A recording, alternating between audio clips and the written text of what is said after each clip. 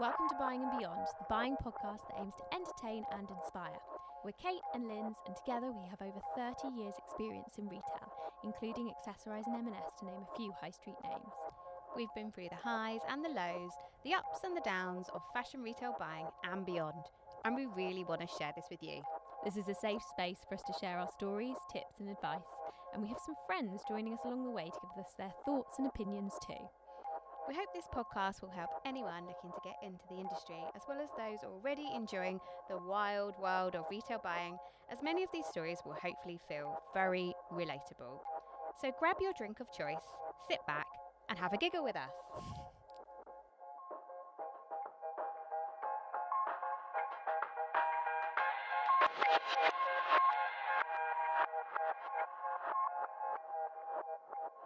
Hi guys, welcome to episode 7. Hi Kate, how are you feeling today? I'm feeling a little bit coldy. I've just had a ginger shot, which I'm hoping... Which just blew our heads off. We both just shotted a ginger shot. Everybody out there, I swear by ginger shots. As soon as you start feeling like you've got a cold coming, shot those ginger shots. And I've even made my own before. Yes, do you know what? Before I got my ginger shot, I was having hot lemon, honey, and ginger, and I got through an entire nugget of ginger. Is that what you call it? A nugget? Knob of ginger? What do you call them? Like a big fistful. A fistful of ginger. Fist of ginger. Freshly grated. Love do love a bit of ginger though. It does give you that kick. That zing. That you need. Yeah. That pick me up. So what are we going to talk about? So I'm on it. Yeah. She's on it to tell you what we're going to talk about today. What we're going to chat about today. Ready. So today we're going to talk about one of the biggest meetings that you face in the life cycle of your product. Yes. And it's the sign-off meeting. That is the place where you hopefully get everyone on board to agree to that final range that you're going to bring into stores. Yep. So a classic sign-off scene. We are diving straight in here, aren't we? For it? Okay. I'm going to set the scene. I love a little bit of story time. You do. I'm buzzing from my ginger shot. Me too. Okay, so you got the whole team there. You got your buyers, possibly your AB, your merch, possibly your AM, and your designers, and you are all showcasing the final edit that you've been working on for like ever. I mean, like the past days, months, weeks, years. Because those preps start like weeks before, don't they? Like for the actual meeting, yes, but the whole process has started sometimes 6 months, sometimes 9 months, sometimes a year in the making. It is a long time coming. But the sign-off meeting is off the back of your product review meeting, which we've talked about in Critical Path, which is kind of it's more your designer and your buyer really presenting what are the looks for the seasons and the trends. Now you're all together. Everyone has a role to play. Your love triangles there. You've had your feedback from your product review. You've made your changes. You've kind of agreed your grading and your quantities with your merchie. Short for merchandisers, for anyone unsure. You've set your pricing and you've set up the showroom, and it is all prep. So imagine this. It's the week before. The BAs are prepping the showroom. Not all the samples have arrived. Panic. Typical. When do they ever? And you're thinking, how am I going to get this all done? It's the day of the meeting. You worked late last night. You've been in the office since dawn. Yeah. As soon as those trains are up and running, you're on the first one. You're with the traders. You are. And the tradies. You're bleary-eyed. You need your ginger shots. And you're waiting in the room where everything's racked up around you and you're rehearsing. You're saying under your breath. You're talking it through, you're looking at your range, you're thinking about all the questions that they might ask. I was just going to say that. What are all the curveball questions going to be? Like, if I was a complete knob, what sort of shit would I spout today? If I'm in a good mood, what am I going to say? If I'm in a bad mood, what am I going to say? If I'm in a cranky mood, what am I going to say? What are they going to say? And you're really hoping that they're in a good mood, and it just goes quick. You've put in like an hour and a half, 2 hours, but you're really hoping it's like a quick 20 minutes. It never is. Look it, love it, and off they go. But yeah, you're sitting there and you're waiting, and it's sort of it gets a bit awkward at times. Like you sort of that nervousness, really, and sort of like nervous laughter. Your throat sort of starts to get a bit dry. You're always waiting, aren't you? Your palms are getting a bit sweaty. Yeah. You need the loo. You're wondering if you've got time. Have I got time to pop out and get a drink / have a wee before the leadership team come in, and the interrogation begins. And you're checking the time and you're thinking, have I got time? And what's worse, if I go and then I'm not here when they all arrive, well, that's awkward. But what if I decide to stay and wet myself? Sorry, too far. But you're sitting there weighing it all up, and you decide to stay. But then another 10 minutes go by, and another 10 minutes, and you're like, I really could have gone by now. And then you're like, I don't want to be rushing anyone or, be too needy, but you ask maybe your AB or AM or someone just to pop out, find the PA and just see if there's any sign of any leadership coming. Any sign of life. But yeah, word comes that they're running late and you're like, oh. But finally they come, and when I say they, leadership team, who's normally in a sign-off? Often your head of buying, you've got the head of merchandising, sometimes directors. On occasion, a CEO may pop in. Especially in small businesses, they like to come to every single one. And know what's going on, and which can understand be positive to a point. And negative, because sometimes they've not been involved from the beginning of the journey, like the rest of the team. The senior leadership team have. However, I do think that's on the senior leadership team to bring them up to speed so that if they are going to come. So they're not walking in and then suddenly, throwing in a curveball that's too hard for the team to manage. But also not being realistic sometimes with the critical path. So completely understand that their views are often very valid. They want to see a certain amount more profit out of it. They want to see a sort of a higher margin, or actually they've been thinking that they want to have more of your products coming from a certain region, and the mix that you've got is actually only 10% India, and they were actually wanting to grow that side of the business. Yeah. Or they've also come in at it from a completely different insight as well. They know that, you all communicated the top line strategy, yes, but they may have been to dinner with someone last night that suddenly is like, oh, we're doing really well in this region. I'm just going to make it up. Cook shop's amazing for us at the moment. Wooden spoon sales are through the roof, and then he might come in and go, well, why haven't you backed your wooden spoon? Why have you got 2 wooden spoons? You need at least 10. Yeah.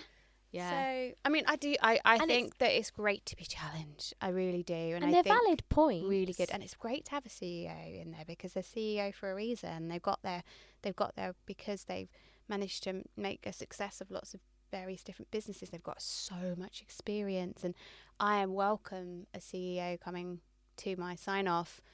It's just, it's nicer to have them a little bit earlier as well, but it's not always possible, is it? I think it is down to that leadership team to.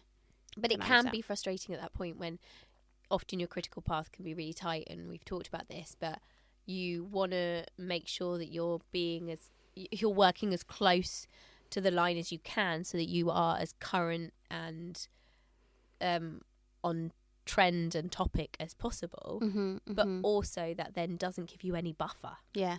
And having a curveball like that, with a sign-off, ideally you want it to be signed off and agreed, and it can be quite difficult sometimes. You end up doing a lot more juggling when it's not, because it's like, okay, we're happy with this to a point, but I want to see it racked up again, and I want to see, the numbers again, and then trying to get those meetings then back in. Yeah, exactly. When you've got to place orders with the factory. Or lose your production space. So, yeah, it's a juggling act. But it's one of those ones that you feel really precious about as well. And I think that if I ever become a CEO, who knows, I would probably do the same thing. I'd probably challenge them too, and Well, I'd you probably need to be driving the business forward like that, and 100%. that's the whole point of a CEO, right? It is to be the ideas person. Yeah.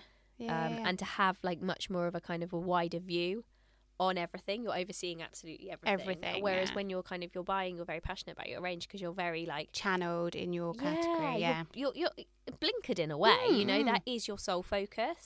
But it is up to, as you say, like the leadership. You know, the head of buying should know what's going on with all of the teams, and so they should be able to be helping to configure everything and make sure everything bounces off and works together. You're just working on that one range, and that's important, making sure that all those pieces in your puzzle fit. They then need to be looking at it from the next level up of, okay, well, all of my teams fitting together. The director then is aware of other departments and what are they doing, and making sure that it fits with that broader strategy that's 100%. Been set. And then they're feeding that up to the top person. And it's a real up and down flow, and I think we'll get to that when we get to like management as well. So you're all in the room, and the merchandisers often start by taking you through the pack. Not often you've lost some of the room already, who just like, when you look at a sheet, sometimes just full of numbers. And people are just like... percentages. You're trying to work out like... This year -5. Yeah, where's the because -5 let's face it, we have to look back through a lot of years these days, because it's been such a volatile, 5 years. So everyone's always trying to think, my gosh, what year should we be benchmarking against now? What's normal? That word just does not exist. Like what can you actually base something on? Like is it recent trends, or actually are you looking back at history? And you kind of have to take it all into account, don't you? Yeah, for sure. And it's funny, often you'll be sort of on that page, but you can see other people are sort of already starting to flick through the pack, and but you've lost many people. Yeah, I used to have a CEO that did that. He went right to the very end, and I would just be like, I'm building a story here. I'm trying to paint the picture.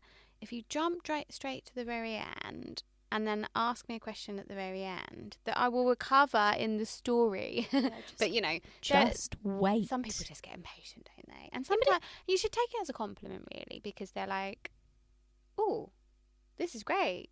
Yeah, I want to see what happens. It's like reading the last page of a book. Well, exactly.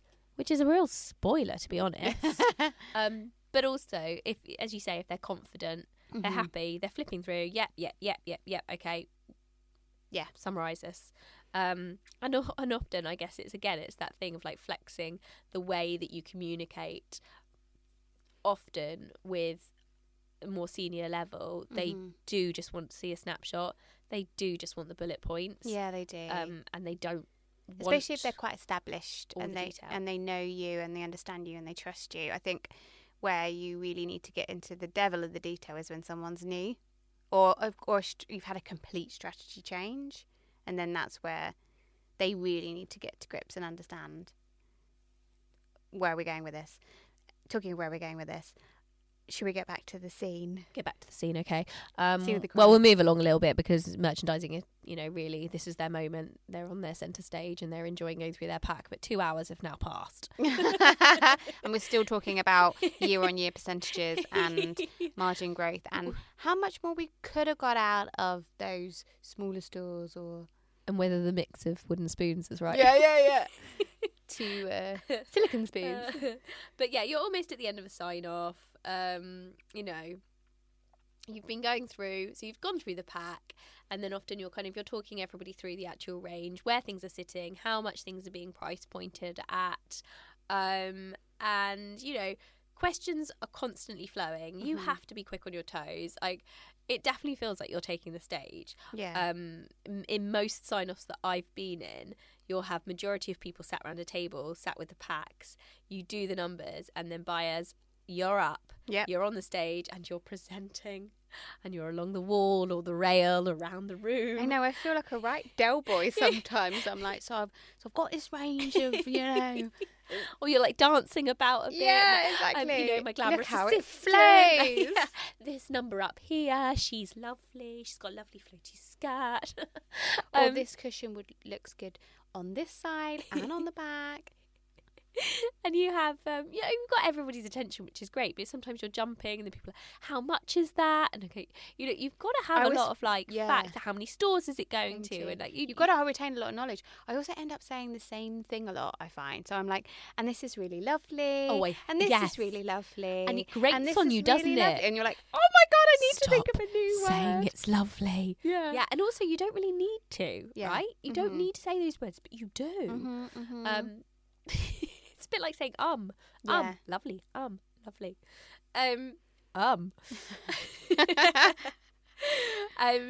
But then there's always an inevitable moment where, the head of buying comes across your favourite wild card option. Yeah. And it's just like, ugh, get rid of it. And you've not even had the chance to explain it, and they just throw it on the floor. Like that always frustrates me. Like, one, when they get up, this is my stage. Give me my space. Don't get up and start pulling my items off the wall. But also, be constructive with it. Like, I get it, it's a wild card, and it was a bit of a risk, and it probably should be a top store, i.e. just go to like our flagships, top 5-10 stores, and I've been really brave and I'm sending it to over 100. But if the merchandise has gone white, I told you. But if that's the case, like, let's talk about it. Like, what do you like or not like about it? What is my reason for putting it in? Because I think, like, you have to kind of be confident and back yourself. But I think being constructive with feedback is really, really, really important. I think you, as a head of, you need to educate your buyer as to why you've had such a strong reaction and what your thoughts are, because you've got experience in it, and then it sets them into thinking in a different way when they go to do the next sign off, when they go to do the next product range. Oh, actually, they made a really good point. Didn't think about it like that. I will take that on board, and it will improve that person's development. Definitely, like all about developing people and the attitude of leadership. Like, really, it filters down, and I think if you've got your reasons and you can explain it, like, the team can then understand, and you can turn those negative things into positives. And it kind of reminds me, like, just that bit of, like, the Misguided documentary. There only seemed to be a couple of them before it ended. That was bullshit, that documentary. It was, and it was so funny to watch. It was really funny, and some of it is the reality of it, and some of it is exactly what you say. Like, I remember the head of buying just like pulling something off and just putting it on the floor, and I was just like, that just is exactly what I'm talking about. Like, why do you need to just be like, oh, I don't like it? What, personal opinion? Or you don't it think might the have customer's been going to like dramatics for the TV, but I have been in a sign off where other heads of have done that too. It's you could say it's dramatized, but you could also just say it's the drama of buying. It is. But and it's not, I will keep pinning things on the head of buying. But it's not just the head of buying, because honestly, at that point, the head of buying should be backing you. So it could be the director or whatever. But it also is the world and the wife and all their opinions. 100%, especially for Christmas. You've got to stand there. Oh my God, Christmas! It's such an emotive range. Yeah, I think seasonal events often are. Any seasonal ranges. Yeah, so don't mind just selecting Christmas, but yeah. And it's subjective, and it's good to have everybody's opinions. Love feedback. Yes. But sometimes it's not constructive in some way. We definitely need, in this industry, to be a lot more constructive with our opinions. I think we touched upon this in another episode. You do have to have a thick skin in buying, absolutely, 100%. And I think that when you get more experience, that's when you really need to, like, hone in on how you do that. But I don't believe, from a senior position, that you should be anything but constructive. That's not helpful for anybody in the business. But while you're working in the buying team, and you're developing this thick skin, and you really shouldn't take these things personally, but it's easy to. You need to try and be as thick-skinned as possible. Water off a duck's back. And also We're not saving lives. We're not saving lives, and you just need to be flexible and pivot and stuff. You know, there's so many scenarios with sign-offs, particularly because they're a high stress. You build yourself up, like they're highlighted in red in my critical path. You know, that is what I'm working towards. And you know, often you've psyched yourself up for like a strategy sign-off, and then like leadership turn up like 15 minutes late, and then they start talking about something completely off topic. And you've got half an hour to do your like hour's presentation, and then they have to wrap up on time to go to another meeting. Yeah. And like that is your big moment. You've dressed really nicely. Oh, you've picked out your outfit. Yeah, we always talk about that the night before. What's everyone wearing? Yeah. Sometimes people are like, I'm going to rush out and buy something tonight. I don't know what I'm wearing. I always wanted to be like to look good, definitely, like feel, but I needed to feel comfortable. Yeah. So I could never. Some people came in like some really cute outfits, and I was like, oh my god, that outfit looks so good. I wish I'd worn that. But I also know that I would feel really uncomfortable in it. So I had to have that element. Sometimes I found it was just like wearing something I would normally wear, but like smartened up a bit. So like might wear like trousers and a top and a heel and a lippy, and just that little bit of power dressing just made me feel like I was in control. Yes, definitely. Like just stepped. It's about how you feel, not how other people perceive you. It's about, you know, giving you that confidence. You need all the confidence you can get in this meeting. Yeah, definitely. I would often try and get in an early morning sign off if I could. Yeah. So you can be ahead of the curve, so you don't have that they're turning up late thing. Yeah. And try and get in before all the meetings start and like start running over. I mean, that can be tricky if you want to wait for like morning post run, because obviously your samples are always running late. Yeah. And you'd have to be in like super early to make sure all that prep was ready. I once had a furniture supplier turn up. We were going through the pack in the warehouse, and he was building samples in the background whilst we were going through the pack. Honestly, it was absolutely comical. You could not have made it up. Literally, his container arrived, he whipped it off and built it, and then snuck it in, and then was like waving like secretly behind me, out like, behind and going, you. "Good luck." Oh dear. And Loved also, it. if you have an early morning one, you have to get in even earlier. Because you could do all the prep, like you try and prep as much as you can the night before, but there's always a risk that someone else that was working late or been in early that morning has come in and stolen a sample. Yeah. I say stolen in like a less aggressive manner than that. Yeah, but like they needed it for a borrowed rough a cup sample, or yeah, like something. needed it, and so you think the room's ready. You need to guard that room, Yeah. at least an hour before. Make sure Or no a one goes in. technologist has come in and broken something, and you're like, They're like, oh, "Are you kidding me? I just thought it'd be a good time to do the risk assessment. Are you kidding me? Are you trying to send me into an early grave?" Can you just wait until they've all agreed that they I just like wanted it? to do my drop test. I do remember, if it was a sign-off that our buying director was coming to, you would always be late starting anyway if it was the first meeting of the day. Not because she was like stuck in like a board meeting or something like that, but because she was having a blow dry.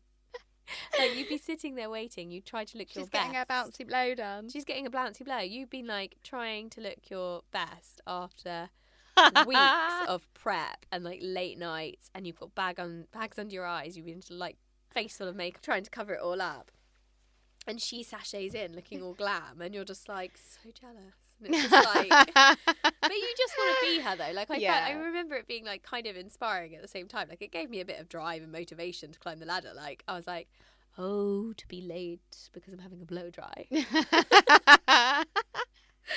I mean, Wow. if only. Amazing. I also remember many a time having sign-offs, because you can only really, like, if their diaries are full, and so say you've had like a curveball and you've had to then put another meeting in the following week, and there is no time in anyone's diaries apart from around lunchtime, and like you then don't eat because or just straight after lunch or something, and you don't eat because you're nervous, but also you've been prepping all morning, and then they come in and eat their lunch in front of you. Oh my gosh, they always do that. And like you're there, and like you're salivating over there, you know, cheese and pickle sandwich. I was going to say a duck wrap is in Oh, your eye line. yes. Oh, gosh. And then your stomach just starts rumbling. And, like, And you that's bought just loads of awkward. snacks for everyone, but you don't eat any of them. Oh, no, you don't. And everyone's passing around the rocky road. Sorry, what was that percentage? Sorry, that probably sounds awful. It's a chomping sound. And you're just thinking, oh, maybe I'll grab a donut at the end. There's no donuts left. Yeah. So then you're straight on the Prosecco and it's like one. Straight to your head. Yeah. You need a Prosecco, though, Yeah, you do. after a sign-off meeting, don't you? You do. I also, sorry, I'm going right down memory lane now, but I also remember having another buying director, he had so much sass. He was bald, so he wasn't going and having blow dries, but he was such a gossip. Oh, wow. Like such a gossip. And I remember I'd been so hectic with my sign off, and I'd basically gone off the social radar. And the morning of the sign off came, and he came into the room late, obviously. And I'm ready to present, and I'm super prepared, and I'm ready. And then he goes, "Oh my God, did you see what Beyonce did this morning?" Like, obviously not in person. He wasn't like that in the social Besties sector, with Beyonce. but like in the news. And I had no idea. And I just sort of smiled and nodded, thinking, okay, just need to get started. Like, I've been rehearsing and practicing. I'm good to go. I can't think about Beyonce right now. Beyonce is nowhere near my mind. And but the rest of the room were like, oh my God, like, yeah. Like, obviously they hadn't been as stressed as me. And he was like, oh, have you not seen it? To me. And like everyone just turned to look. And like I made a real point of it. And I was just standing there, and I was just like, I couldn't just keep nodding. So I had to like be like, oh no, I haven't. Honestly, I will never not read the Daily Mail on the way to work again. Like, I just felt so victimised in that moment. Like, I just felt like he was so disappointed in me. And, like, it just started the whole sign-off on the wrong foot. Oh, no. Do you know what I mean? Like, how can we even trust you with this range if you don't know the news about Beyonce? That's hilarious. Like, I was just like, oh, career over. Career suicide. Honestly, after that, I started reading the Daily Mail every night before I went to sleep. And he was scarred. my then boyfriend, now husband, was just like, why are you reading such trash? And I was like, I have to for my work. But on there, that was my retail therapy. Shall we see if we've got another retail therapy from somebody? Do that. Right, okay.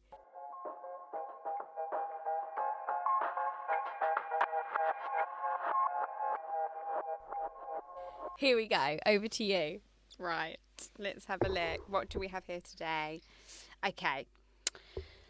It was our sign-off, and my merchandiser was talking through the numbers. We'd been stuck on the slide for about half an hour. We're deep in conversation when my AB kicks me under the table and whispers to me under her breath that the head of buying had fallen asleep. Fallen asleep. Okay. In fairness, she had been travelling all day and come into the office just for our meeting. But still, I was completely distracted for the rest of the meeting, half of me thinking, how rude, and the other half of me thinking, how embarrassing for her, and how do I wake her up without her realising that everyone has seen that she's fallen asleep. and the other part of me thinking, oh, I could do with a nap too. Yeah, I've been up exactly. for days. I've not slept all week. I'm a bit jealous of her having her 20 winks. So embarrassing. God, I wonder how they did wake her up, or like if they just waited for her to wake herself Slap up. the pack on the table. That is just so embarrassing.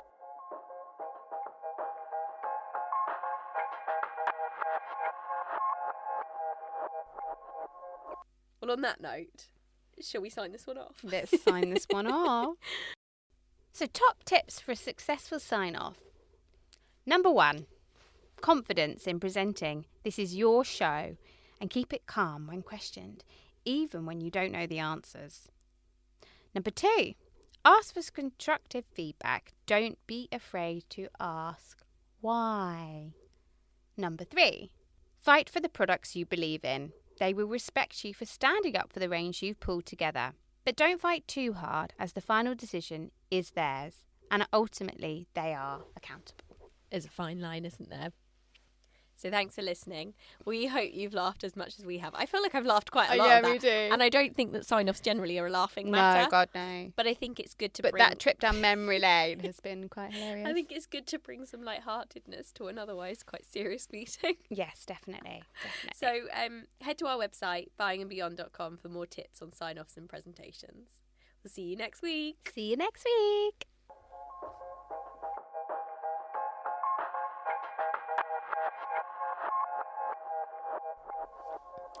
If you've enjoyed listening to this episode, please, please, please like and subscribe and leave a review.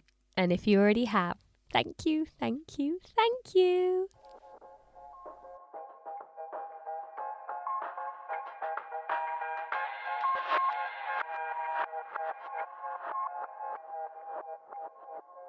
We all need a bit of retail therapy, and this is the perfect time for you to offload about that super cringeworthy story.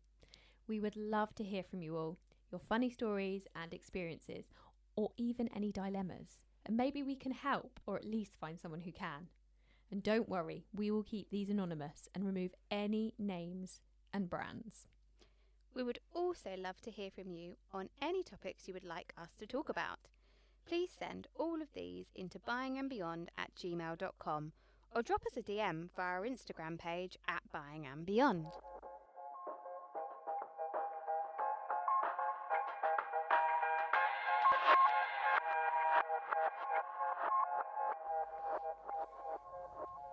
Kate, are you a drama queen? No, Drama just makes things interesting. that's true. All these thoughts and opinions are our own and based on our own experiences working for a wide variety of retailers. These are all in the hope to entertain and educate, and not to reflect negatively on any place we currently or have previously worked.